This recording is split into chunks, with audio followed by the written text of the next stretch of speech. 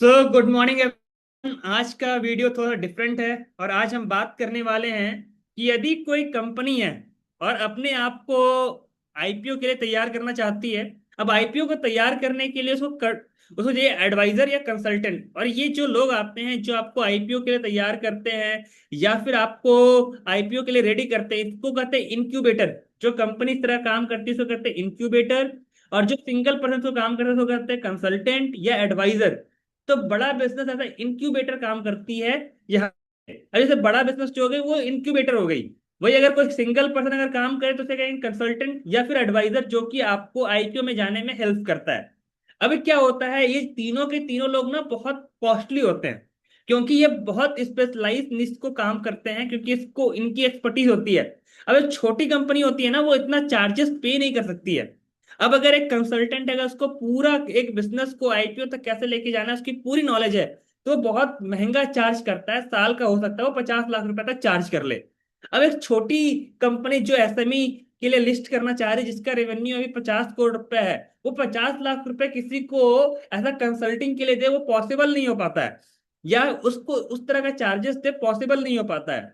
या फिर इंक्यूबेटर, यानी कोई ऐसी कंपनी जो इस तरह का सर्विसेज प्रोवाइड करती है, जो आपको इंक्यूबेट करके मतलब कि एक छोटे से बच्चे को तैयार करती है बड़े के लिए, एक छोटी कंपनी को तैयार करती है बड़े माइलस्टोन के लिए, उसको कहते हैं इंक्यूबेटर। अब इंक्यूबेटर का भी चार्जेस काफी हाई होता है।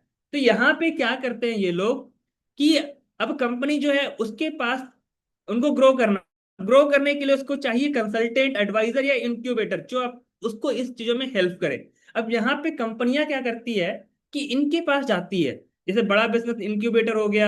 अगर कोई पर्सन बहुत नॉलेजेबल है, बहुत अच्छे से इसको आता है, उसने बहुत सारे आईपीओ को लाने में मदद की, ऐसे में आईपीओ को, तो एडवाइजर हो सकता है या कंसल्टेंट हो सकता है, अगर उसको ऑनबोर्ड करना चाहती है। तो इसमें क्या करना हो कंपनी को, कंपनी कहती है कि जो तुम्हारा फी काफी हाई है, बहुत महंगा है, तो हम उतना फी नहीं दे पाएंगे, क्योंकि अभी मेरी बजट नहीं है उतना, क्योंकि हम छोटी कंपनी है अभी। अब मान के रहे कंपनी की वैल्यू 50 लाख 50 करोड़ रुपए है।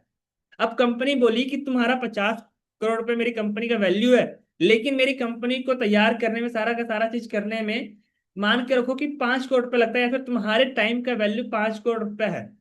तो तुम ऐसा कर लो कि 5 करोड़ रुपए मेरे से ना कैश नहीं लो, कैश के बदले में तुम जो है मेरे को ये 5 करोड़ रुपए जो है शेयर के फॉर्म में ले लो। यानी कि 50 करोड़ रुपए मेरी कंपनी की वैल्यू है और 5 करोड़ रुपए तुम्हारा चार्जेस है, यानी 10% इक्विटी होता है, तुम 10% इक्विटी ले लो मेरे से। अब 10% इक्विटी को क्यों देता है? हो सकता है सामने वाले के पास बहुत तगड़ा नेटवर्क हो और कंपनी को पैसा चाहिए तो फंडिंग में रेस कर दे, हेल्प करते। हो सकता है सामने वाले का बहुत अच्छा पकड़ लो कैसे बिजनेस को रिस्ट्रक्चर करना, तो बिजनेस को रिस्ट्रक्चर कर दे। वो पता हो कि सामने वाले को पता हो कि कैसे टेक अच्छे से इन्वॉल्व करना, जिससे कि वो कंपनी तैयार हो जाए, बड़े लेवल पे हो जाए। हो सकता है कंपनी में मैन पावर का बहुत तगड़ा इशू आ रहा हो, मैन पावर के प्रॉब्लम को सॉल्व कर दे। जब जितने कंपनी का अलग अलग चैलेंज है और उस सामने वाले कंपनी के ओनर को पता है कि ये प्रॉब्लम जो है अकेले से वैसे सॉल्व नहीं हो सकता है, मैं इसको नहीं कर पाऊंगा, तो इसके लिए मेरे को कोई ना कोई पर्सन चाहिए जिसको इसमें एक्सपर्टीज हो। सकता है कि सामने वाला का अपना मार्केटिंग पीआर बहुत वीक हो, यानी कि प्रोडक्ट तो बहुत अच्छा है लेकिन सामने में किसी को मार्केट में पता ही नहीं इसके बारे में, पीआर बहुत वीक हो सकता है सामने वाले का ब्रांडिंग बहुत वीक हो। तो बहुत सारी अलग अलग दिक्कतें हो सकती हैं। हो सकता है उसका फाइनेंशियल बहुत वीक हो सकता है कैश फ्लो बिल्कुल बेकार हो। तो ये सारी दिक्कतें को सॉल्व करने के लिए वो जो है सामने इन्वेस्ट जो है एडवाइजर को, इंक्यूबेटर को या फिर कंसल्टेंट को कंपनी जो है अपने साथ ऑनबोर्ड करती है। और ऑनबोर्ड करने के बाद उसको जो है अपने उसके लिए शेयर प्रोवाइड करती है। अब इसमें होता क्या है कि जनरली जितने भी ये तीनों लोग होते हैं, क्योंकि ये हाईली क्वालिफाइड और हाईली नॉलेजेबल लोग होते हैं, तो इनके पास टाइम होता नहीं है, राइट। ये लोग क्या करते हैं कि अपने सेल्स एजेंट लगा रखते हैं, या फिर इनकी सेल्स टीम होती है जो कि कस्टमर को ऑनबोर्ड करने की, बिजनेसमैन को ऑनबोर्ड करने का काम करती है। अब जब बिजनेसमैन को ये लोग ऑनबोर्ड करते हैं, तो जो भी पर्सन बिजनेसमैन को लेकर के आ रहा होगा उसका भी तो वेस्टेड इंटरेस्ट होगा कि यार जब कंपनी आईपीओ के लिए जाए तो मेरे को शेयर मिले, मेरे को भी कुछ ना कुछ मिले इसका बेनिफिट। तो अब क्योंकि अब देखते हैं क्या उस पर्सन को कोई बेनिफिट मिल सकता है जो इसमें इन्वॉल्व है, जो इस कंपनी को ऑनबोर्ड कराया है, जो इस कंपनी को हेल्प किया है कंपनी तक लाने के लिए। यहाँ पे एग्जांपल लेके चलते हैं, कंसल्टेंट का एग्जांपल नहीं लेते हैं और कोई एडवाइजर का एग्जांपल लेते हैं। यहाँ पे एग्जांपल लेते हैं इंक्यूबेटर बड़ा बिजनेस का। सपोज दैट बड़ा बिजनेस के पास एक कंपनी आई जिसका नाम है लूनो सोलर। लूनो सोलर को लाने में फॉर एग्जांपल किसी पर्सन ने उसको कंसल्ट किया और बड़ा बिजनेस में लेके आया, उसका नाम मान के रखते हैं कि संदीप है। फॉर एग्जाम्पल, अभी मैं एग्जाम्पल लेके चल रहा हूँ, प्लीज इसको रियल मत समझिएगा, फॉर एग्जाम्पल है, उसका नाम संदीप है। अब संदीप उसको लेके आए। अब बड़ा बिजनेस से, इंक्यूबेटर प्रोडक्ट बिजनेस है, तो बड़ा बिजनेस को लगा कि मेरी मार्केटिंग वीक है, मेरी पीआर वीक है, मेरा बिजनेस का जो रिस्ट्रक्चरिंग है वो करना चाहिए, मेरे को सेल्स टीम को इंप्रूव करना है, मेरे को टेक्नोलॉजी इंप्रूव करना है, मेरे को ऑटोमेशन लेकर के आना है, बहुत सारी चीजें लेकर आनी है। और ये सारा का सारा चीज अगर मैं मार्केट से कराऊंगा तो मेरे को जो है 5 करोड़ रुपए के अराउंड लग जाएगा। अब ये 5 करोड़ का सर्विस मैं ऐसा करता हूँ कि बड़ा बिजनेस ले लेता हूँ, और बड़ा बिजनेस को मैं 5 करोड़ रुपए कैश के बदले में उसको मैं इक्विटी के माध्यम से पे कर देता हूँ। मतलब कि 50 करोड़ रुपए कंपनी की वैल्यू थी, और 50 करोड़ रुपए तक का शेयर तो मेरे पास ही है, अगर मैंने किसी को नहीं दिया है तो। या फिर अगर किसी को दिया भी है, तो अगर 10% मैंने किसी को दिया है तो मेरे पास अभी भी कंपनी का 45 करोड़ शेयर है। तो मैं ऐसा करता हूँ कि इस 45 करोड़ में से या फिर 50 करोड़ में से जितना मेरे पास पड़ा हुआ है, कि किसी को नहीं दिया तो 50 करोड़ है, और किसी को अगर 10% डाइल्यूट कर दिया हो तो 45 करोड़ है। तो मैं ऐसा करता हूँ कि अपने 50 करोड़ जो डाइल्यूट नहीं किया उसमें से 5 करोड़ जो है, ये इनक्यूबेटर बड़ा बिजनेस को दे देता हूँ मैं।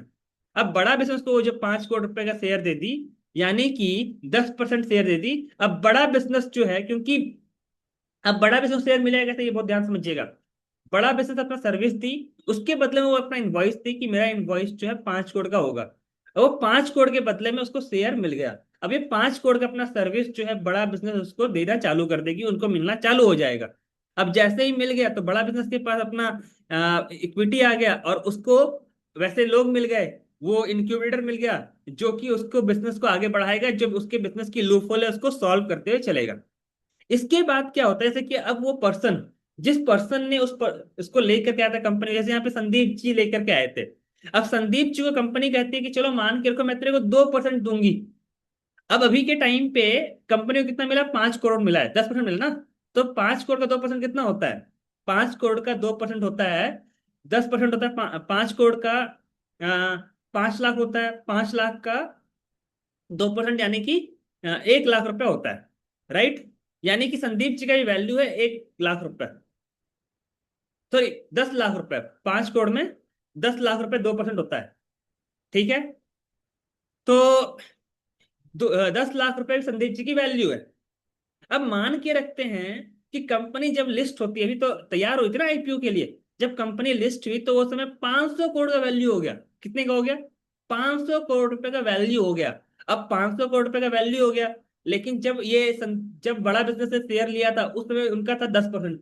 लेकिन क्योंकि जब आईपीओ के टाइम पे जाएगी तो कंपनी को अपना शेयर डाइल्यूट करना पड़ेगा, कंपनी को अपना शेयर बाकी जनता में भी बांटना पड़ेगा। तो अब मान के रखते हैं कंपनी के पास मात्र 5% ही शेयर है। कितना है, 5%। यानी कि 500 करोड़ का 5% कितना होता है, 25 करोड़ होता है।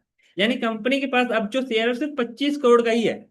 अब 25 करोड़ के शेयर में, जो 25 करोड़ का कंपनी का शेयर है उसमें मेरा 2% का है। यानी अभी के टाइम पे संदीप जी के पास जो है सिर्फ और सिर्फ 50 लाख का इक्विटी है। लेकिन कंपनी उस समय 2% शेयर लेने के लिए कितना लगाई थी, 25 25 करोड़, 50 करोड़ का वैल्यूशन था। 2% लेने के लिए कंपनी का उस समय लगा था, कितना लगा था, 5 करोड़ का शेयर दी थी। तो अगर 2% अगर उसमें देखते हैं, तो 2% का जो कंपनी इनको दे रही है उस समय कॉस्ट था 5 करोड़, यानी 10 लाख रुपए था। अभी ये कितना हो गया, 50 लाख हो चुका है।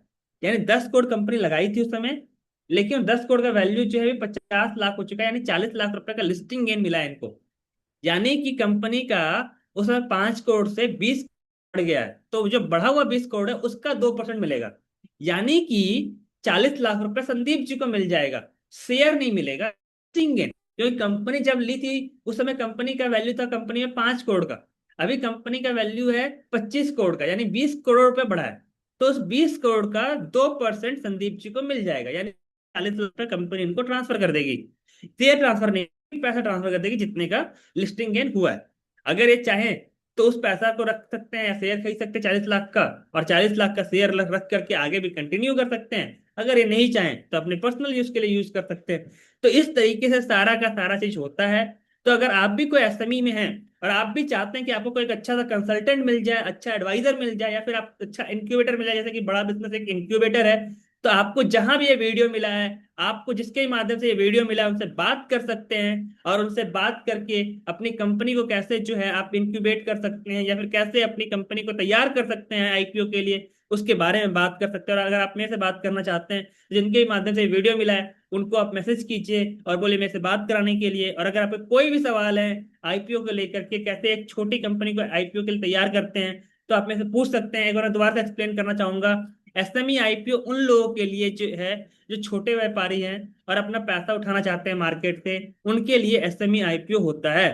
तो ऐसे व्यापारी जो छोटे लेवल हैं, को वीसी फंडिंग नहीं कर सकता है, या फिर जिनको एंजल इन्वेस्टर फंडिंग नहीं कर सकता है, जिनको बड़े बड़े इंस्टीट्यूशन फंडिंग नहीं मिल रहा है, वो अपनी शेयर को स्टॉक मार्केट पे लिस्ट कर सकते हैं एसएमई आईपीओ पे, और वहां से पैसा उठा सकते हैं। तो अगर आप भी चाहते हैं अपनी कंपनी को एसएमई आईपीओ पे लेकर के आना, तो आप जान सकते हैं कैसे आप एसएमई आईपीओ पे ला सकते हैं अपनी कंपनी को। उसके लिए क्या क्या तैयारी करनी होगी, क्या क्या चाहिए आपको, ये सारा का सारा चीज आप जो है, जिनके माध्यम से वीडियो मिला है उनसे पूछ सकते हैं। या फिर अगर आप यूट्यूब पे देख रहे हो तो आप अपना जो सवाल है कमेंट बॉक्स में ले सकते हैं, फिर आप मेरे से डायरेक्टली बात कर सकते हैं। आपको इसके बारे में कंप्लीट जानकारी दी जाएगी, कैसे आप अपनी कंपनी का एसएमई आईपीओ के लिए तैयार कर सकते हैं या ला सकते हैं। तो इस वीडियो को देखने के लिए बहुत बहुत धन्यवाद।